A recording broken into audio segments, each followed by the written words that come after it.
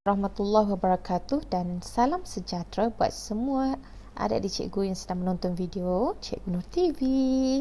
Alright, so hari ini kita nak discuss sedikit tentang Akta Penubuhan Perniagaan. So, ini adalah subtopik dalam bab 6 Perniagaan Tingkatan 5. Alright. Okey, so ada 3 jenis Akta Penubuhan Perniagaan yang kita perlu tahu. Okey, yang pertama adalah Akta Pendaftaran Perniagaan 1956. Yang kedua adalah Akta Perkongsian Liability Terhad 2012 dan yang ketiga adalah Akta Syarikat 2016. Okey. So, daripada ketiga-tiga akta ni ianya digunakan untuk entiti perniagaan yang berbeza. Okey, contohnya macam yang pertama ini, Akta Pendaftaran Perniagaan ni digunakan oleh 2 jenis syarikat. Okey, syarikat apa? Okey, yang pertama adalah syarikat milikan tunggal. Okey. Dan yang kedua adalah syarikat perkongsian. So, kedua-dua syarikat ini penubuhannya tertakluk kepada Akta Pendaftaran Perniagaan 1956 ni lah. Okey. So, kalau Akta Perkongsian Liability Terhad 2012 pula, okey, nama dia pun dah liability terhad kan. So, mestilah dia untuk syarikat PLT. Okey, ni tak payah fikir pun tak apa kan, kita dah tahu dah. Okey. Alright, dan akta yang ketiga adalah Akta Syarikat 2016. So, Akta Syarikat 2016 ni pun digunakan untuk 2 syarikat, iaitu syarikat persendirian. Okey, syarikat persendirian ni apa? Syarikat persendirian ni sendirian berhad lah, ya. Okey, sendirian berhad. Okey, dan yang kedua adalah syarikat awam ataupun syarikat berhad. Awam, ya. Berhad. Alright. Okey. So, yang ni kita nak cikgu nak kita semua rewind balik lah. Apa? Pemilikan tunggal ni berapa dia punya pemilik dia. Macam tu lah. Boleh Okey, kita rewind balik. So, yang penting kita tahulah syarikat-syarikat ni, akta-akta ni digunakan untuk syarikat yang mana. Alright.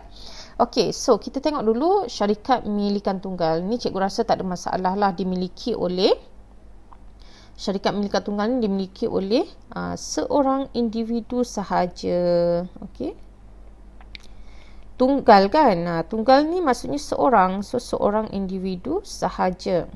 Alamak, tulisan cikgu buruk lah. Okey, cikgu padam jap. Cikgu tulis satu orang je lah. Okey, satu orang, pemilikannya satu orang. Okey, kalau perkongsian ni pula dia terbahagi kepada 2. Okey, iaitu perkongsian apa kalau yang 2 ni? Okey, iaitu perkongsian biasa dan satu lagi perkongsian berhad.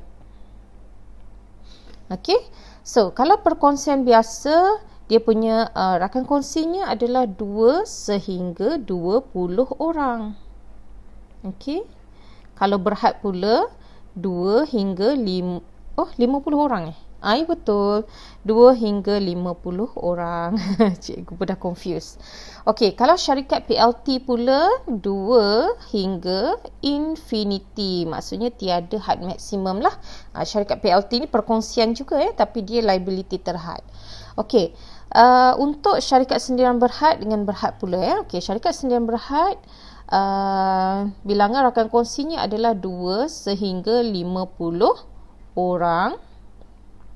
Okey, syarikat awam berhad pula 2 hingga infinity. Alright. Ini kena ingat lah. Macam ini sekadar orang kata macam pengulangan semula lah apa yang kita dah belajar sebelum ni. Alright. Okey, sementara cikgu buat macam ni, okey, jom kita fikirkan contoh-contoh nama yang adalah dalam untuk bagi setiap syarikat ni. Kita fikirkan contoh-contoh dia. Kalau syarikat milikan tunggal, dia boleh, nama dia boleh dalam nama sendiri ataupun nama trade. Okey, nama sendiri ataupun nama trade. Okey, so kalau nama sendiri, contohnya nama sendiri, cikgu tulis sini sendiri. Okey, contohnya Kedai Runcit Nur. Kedai Runcit Nur. Okey. Kalau nama trade, contohnya Waniwan Services. Okey. Services. Alright, kalau perkongsian pula, biasa, contohnya Kedai Kek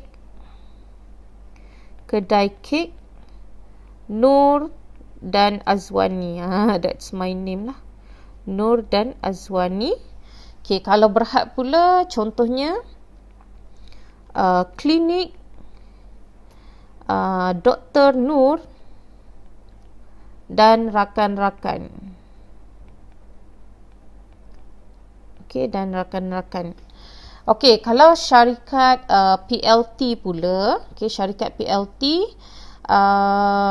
dia apa-apa nama lah, tapi hujungnya ada PLT. Okey, contohnya Teguh Jaya PLT. Okey, PLT. Okey, Sdn Bhd pula, Sdn Bhd dengan Berhad dia pun lebih kurang macam PLT. Di hujung dia, kalau persendirian, di hujung dia ada Sdn Bhd. Dan awam di hujungnya ada Berhad. So kalau Sdn Bhd contohnya Nilofar Sendirian Berhad. Okey. Kalau Berhad contohnya CIMB Bank Berhad. Okey. Alright. So itulah yang kita nak tengoklah, okey, dalam Akta Penubuhan Perniagaan untuk bab 6 ni. Okey, simple sahaja. Alright, so tu saja. Kita jumpa di next video. Okey, terima kasih. Assalamualaikum.